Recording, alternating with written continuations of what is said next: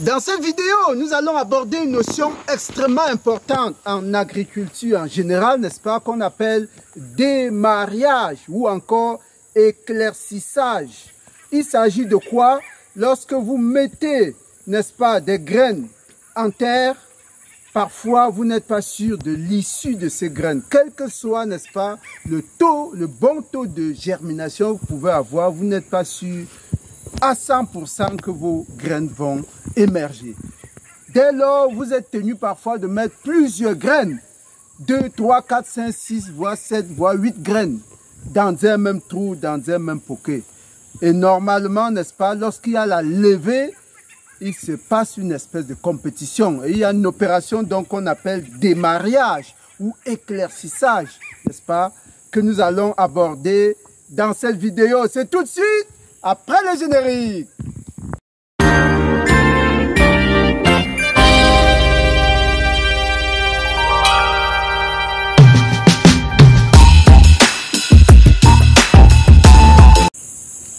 Une fois de plus, chers agripreneurs, les amoureux des plantes, les amoureux de la terre, bienvenue à la ferme intégrée de Ngoumou. Moi, c'est Roméo Lado, agripreneur, apiculteur, coach, motivateur. Aujourd'hui, nous sommes dans cette séance pratique, n'est-ce pas, dans notre parcelle de gombo de contre-saison. Vous voyez que on patauge dans l'eau là, parce que effectivement, nous avons dû surmonter les biomes pour pouvoir s'aimer du gombo. Et c'est sur ce gombo là qui a pratiquement 3 semaines aujourd'hui que nous allons exercer notre séance pratique de démariage. Alors, avant d'aller à la séance pratique, n'est-ce pas, si vous avez besoin de fiches techniques détaillées, n'est-ce pas, d'études de rentabilité sur une culture donnée, n'est-ce pas, vous allez en description voir les liens de nos formations pratiques qui sont en ligne depuis un certain temps, n'est-ce pas. La formation, c'est la clé. Il faut toujours aller à la bonne source, n'est-ce pas, pour avoir la bonne information avant de se lancer. Parce que si vous n'avez pas l'information, vous perdez déjà 50% de votre potentiel. Voilà, l'émission aujourd'hui a 3 parties. On va d'abord dire ce que c'est que le démariage, quand faire le démariage et enfin en pratique donc comment faire le démariage. Ça va se faire exactement sur ces plants de gombo qui sont en plein développement, n'est-ce pas. On va voir comment faire le démariage. Alors, on commence tout de suite, n'est-ce pas. C'est quoi le démariage? Démarier, c'est à peu près comme le contraire du mariage, n'est-ce pas? Marier, c'est mettre ensemble. Démarier, c'est séparer. Donc, démarier, c'est en fait de éliminer, séparer les jeunes plants, n'est-ce pas, qui ont commencé leur croissance. On les sépare, pourquoi? Pour leur donner, n'est-ce pas, une possibilité d'épanouissement. C'est un peu comme si vous avez enfermé 7 personnes dans une pièce d'1 mètre carré. 7 personnes doivent y passer, vivre la nuit, passer la nuit, etc. Vivre là-dedans pendant plusieurs jours, c'est pas évident. C'est de la promiscuité qui n'est pas évidente à supporter. C'est la même chose pour les plantes.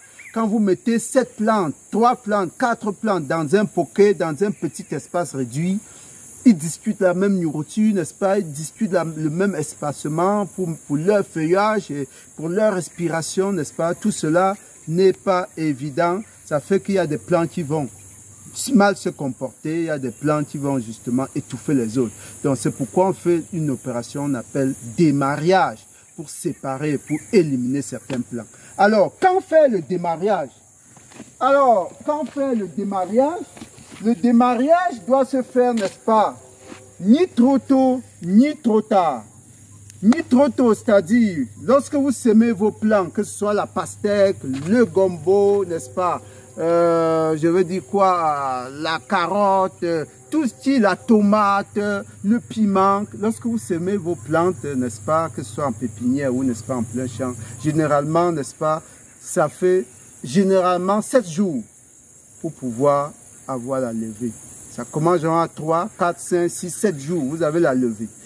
Maintenant, la 2e semaine permet véritablement de voir quelles sont les plantes qui vont véritablement approcher pour qu'on puisse, n'est-ce pas, aller directement à la pratique. Je disais, on va là-bas, je disais que la deuxième semaine, vous êtes resté là, je vais me placer de ce côté, vous filmez bien ce point-là. Vous voyez que ici, par exemple, ces plants, on court déjà vers la troisième semaine pratiquement. Là, on a mis 4 graines, vous voyez. C'est à partir justement de la semaine dernière qu'on a pu observer quelles sont les plantes qui peuvent véritablement émerger. Donc, c'est à partir de 15 jours qu'on peut véritablement voir quels sont les plants malades, les plants rabougris, les plants qui ont de la robustesse. Et à ce moment-là, on peut effectuer l'opération qu'on appelle démarrage. À 15 jours, c'est bon.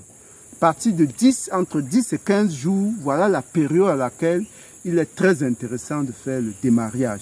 Alors, si vous le faites avant, vous ne savez pas encore vraiment quel est le plant qui est robuste, qui sort du lot. Si vous le faites trop tard, les plantes auront déjà consommé beaucoup de substances et ensuite, n'est-ce pas, vous risquez d'enlever les autres plants, n'est-ce pas, puisque le système racinaire sera déjà bien développé.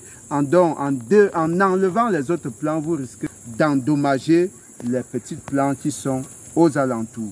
Donc voilà pourquoi, n'est-ce pas, la période de 10-15 jours est idéale. Voilà, on passe directement donc à la troisième partie, à la pratique. Comment démarrer? C'est très simple. Ici, nous sommes quand même un tout petit peu en retard sur le démarrage. On devait démarrer à l'étape 2-3 feuilles. Alors, on enlève ici, vous voyez que c'est un peu plus difficile, n'est-ce pas? On devait normalement arroser avant d'enlever. Là, on laisse 2 plants. On laisse 2 plants. Ici, on a 3. On va enlever une, n'est-ce pas, et laisser 2. Voilà. Et ici, on a 4 plants, on enlève. Vous voyez le plus petit là, c'est ça qu'on enlève. Ensuite, on cherche celui qui a peut-être des feuilles malades, on enlève. Voilà. La même chose ici. Voilà. Voilà, et là, on laisse à 2 plants. Et c'est pas fini. Vous voyez ici, on a 3 plants. Là, on est en retard sur le démarrage. Les plants sont déjà trop développés. C'est pas bon de les laisser à ce stade. On va aller de l'autre côté, voir exactement, n'est-ce pas, quel est le bon stade, n'est-ce pas, de démarrage. Quel est le bon stade? Il y a toujours un bon stade, n'est-ce pas, pour démarrer. Et suivez-nous. Ici, les plants sont un peu déjà développés, on dépasse déjà 15 jours, on doit être autour de 20 jours. C'est pas bon de laisser ces plants arriver à ce niveau-là avant de démarrer. Allons à côté voir le bon niveau, n'est-ce pas, qui exige, n'est-ce pas, un démarrage. Alors, on y va.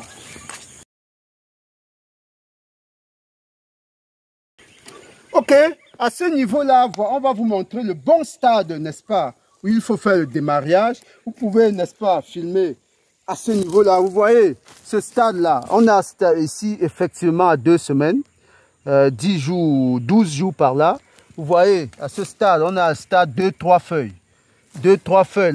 La plante n'est pas encore beaucoup enracinée, n'est-ce pas? Et on peut déjà, n'est-ce pas, vérifier et savoir qu'est-ce qui est rabougri, qu'est-ce qui se comporte, n'est-ce pas, mieux, et de manière, n'est-ce pas, à faire des éclaircissages beaucoup plus rationnels, des éclaircissages qui valent la peine. Venez voir effectivement ici. Vous voyez, dans ce poké-là, on avait pratiquement 7 plantes. Vous voyez, le gombo est très capricieux. Hein, la germination est très capricieuse. On avait dû mettre 6 plantes ici. Donc, on a dû enlever les 4 là pour laisser 2, n'est-ce pas? Voilà. Pour laisser les 2 là. Et là, on est déjà à 2. Là, on a une plante, etc. Bon, là, on était à 3 plantes, n'est-ce pas? On a dû enlever celle-ci et pour maintenir 2. Voilà. Voilà comment s'exerce donc l'opération de démarrage. Quelle que soit, n'est-ce pas, la grandeur du champ, vous devez mobiliser une équipe pour la faire parce que ça ne prend pas du temps.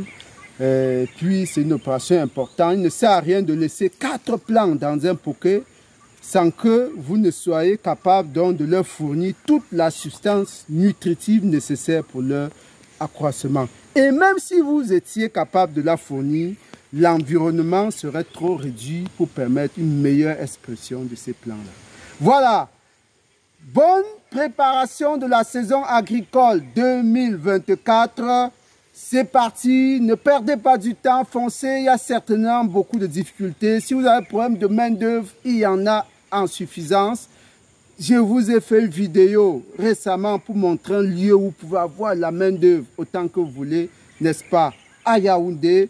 Faites-y un tour, vous pouvez avoir autant que vous voulez. Foncez, bougez, n'est-ce pas, ne laissez aucune place où la main ne passe et repasse, comme disait La Fontaine. À très bientôt, merci.